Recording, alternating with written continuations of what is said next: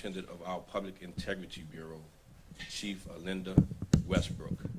We're here this morning to present the findings from our New Orleans Police Department's investigation into the activities involving our engagement with protesters on the night of June 3rd of this year along the Pontchartrain Expressway. What started out as a peaceful protest or peaceful demonstration by members of our community quickly escalated to civil unrest prompted by a few instigators encouraging the crowd to cross the bridge.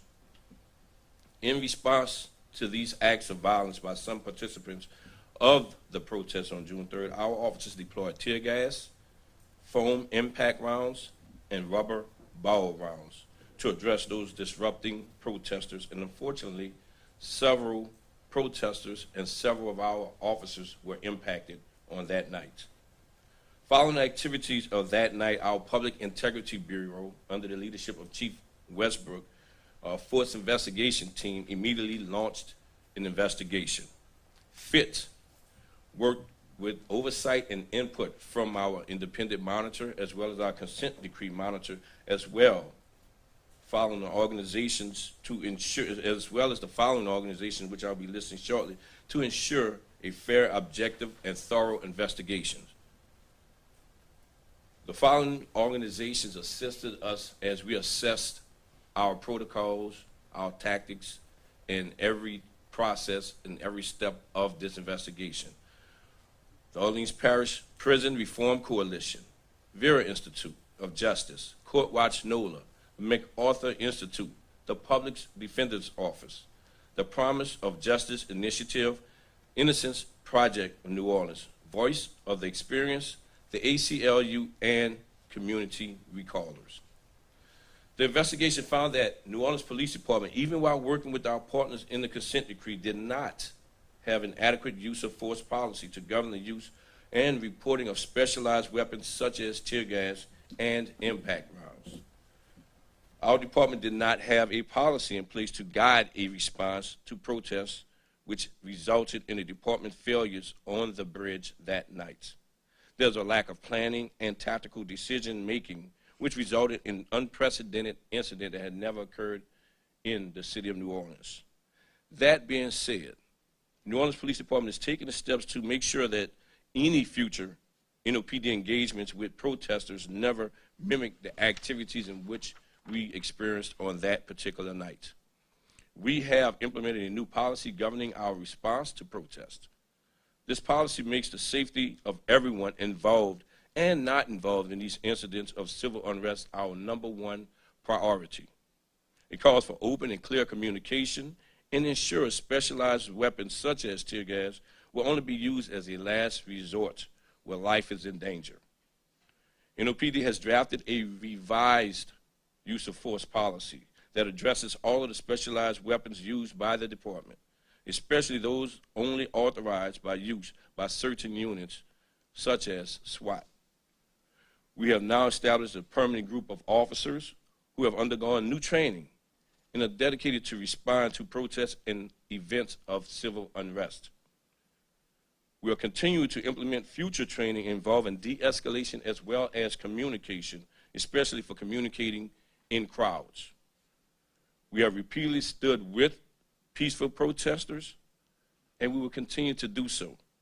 We stand in unity with those in our community who peacefully exercise their First Amendment constitutional rights.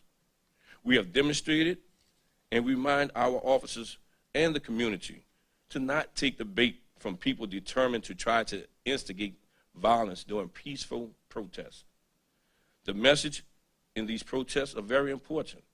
Police reform and improving our criminal justice system need to be heard. New Orleans Police Department stands with you again. Unfortunately, when violence occurs, the message needed to be heard is lost in the chaos prompted by people with different agendas. We here at the New Orleans Police Department strive to be at the forefront of modern policing and criminal justice reform. We will continue to be a model of reform and a beacon for constitutional policing. That is a night that no one wants to experience, and we identified issues within our department and we are rectifying those issues. And we're not working in a silo as we rectify or correct our actions. We're working with our community to make this department a better department for everyone. So at this time, I answer any questions that you may have, kid. After investigating, who made the call to deploy the rubber rounds? And was it a situation where they just kind of were, with the protesting that was happening, they just kind of did it in the moment type of thing? No, our supervisors within our Special Operations Division made that decision based on their observations of individuals forcing their way through the front line that we had set forth. So was he told them to deploy the rubber? Our supervisor did, yes. Was there any discipline actions that happened after the incident? I mean, there were no protocols in place, so therefore they did not necessarily violate any policy at that point in time. And this is what we've learned as a result of our investigation.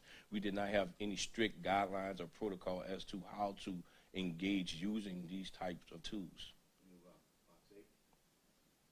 Chief, so now, with a case like this happening again, what will be used and how will the NOPD be able to respond to something that escalates? So we have been fortunate to work diligently with our city council to establish an ordinance as well as policy with regards to tear gas or rubber balls or any type of impact rounds that we may have. So we still have the tools in the toolbox, but again, we are using them as a last resort.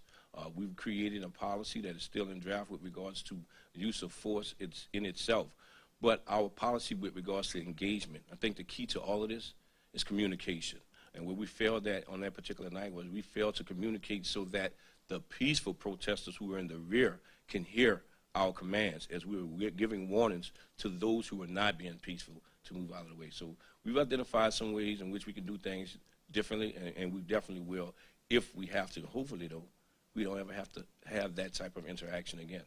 So just to clarify, too, so that the tear gas, the rubber balls would still be used, it's just when and the policy? When and how it would be used, absolutely. Now that there is a guideline in place and a policy in place, in the event that officers did wrongfully use that, what would be their, punishment? What would they be facing? Well, it varies. It depends on what was the violation. I mean, we have a very strict protocol with regards to our disciplinary matrix, and that dictates to us what that I guess you would say that penalty would be at that time. Chief, I know you said with this there really was no policy, so there could be no violation. There was a communication breakdown, though. Is there any disciplinary action that has happened or will happen in that regard? No disciplinary action at this point in time, but what we are working on is training. I think the key to all of this is training. All violation does not necessarily have to end or result in a disciplinary action being taken or disciplinary penalty.